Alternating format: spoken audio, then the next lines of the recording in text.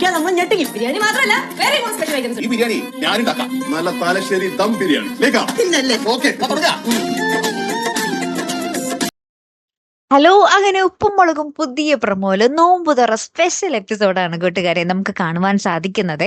അതേ കൂട്ടുകാരെ, നോമ്പുതറയെ ഒരു പുണ്യമാസം പോയിക്കൊണ്ടിരിക്കുമ്പോൾ ഒരു ഇഫ്താർ സ്പെഷ്യൽ എപ്പിസോഡ് നമ്മുടെ ഉപ്പും മുളകുംകാർ വിട്ടുകൊടുക്കോ?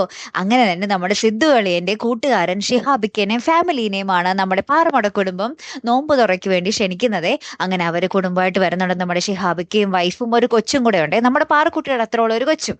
അങ്ങനെ സിദ്ധു അളിയനും നമ്മുടെ കേശുമായിട്ട് ഫുള്ള് വൈബടിച്ച് പോവുകയാണ് നമ്മുടെ ഷിഹാബിക്ക. നമ്മുടെ ഭാര്യയാണെങ്കിൽ ലച്ചു, നമ്മുടെ ഭവാനിയമ്മൂമ്മയായിട്ട് അവരങ്ങനെ സ്പെഷ്യൽ ഒരു കൂട്ട്. പാറുകുട്ടിക്കാണെങ്കിൽ സെയിം പ്രായത്തിലുള്ള ഒരു കൂട്ടും കിട്ടി.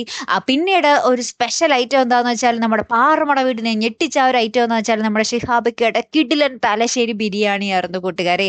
നമ്മുടെ ഷിഹാബിക്ക എല്ലാവരും ചുറ്റിനിരുത്തി നടുക്കിയിരുന്ന് ഇങ്ങനെ നമുക്ക് ഉസ്താദ് ഹോട്ടലിൽ സിനിമയൊക്കെ ഓർമ്മ വരും കേട്ടോ. അതിൽ നമ്മുടെ ദുൽഖർ സൽമാൻ ബിരിയാണി ഉണ്ടാക്കൂലേ, അതേപോലെ ഒരു സെയിം ഫീൽ തന്നെയായിരുന്നു കേട്ടോ. അതിൽ ബിരിയാണി ഉണ്ടാക്കുന്നു. എല്ലാവരും ലാസ്റ്റ് നോമ്പ് തുറ സമയത്ത് എല്ലാവരും കൂടി ഒരുമിച്ചിരുന്ന് ഭക്ഷണമൊക്കെ ആസ്വദിച്ച് കഴിക്കുന്നു. അതിനുശേഷം അവരുടെ പ്രാർത്ഥന. അങ്ങനെ ഒരു കിടുക്കാച്ചി ഒരു എപ്പിസോഡ് തന്നെയാണ് കൂട്ടുകാർ. ഒരു രക്ഷയില്ലാത്ത ഒരു ഇഫ്താർ സ്പെഷ്യൽ എപ്പിസോഡ്. കാത്തിരിക്കാട്ടോ അടുത്തൊരു വീഡിയോയുമായി വരുന്നത് വരയ്ക്കും. Here am the Malayali signing of.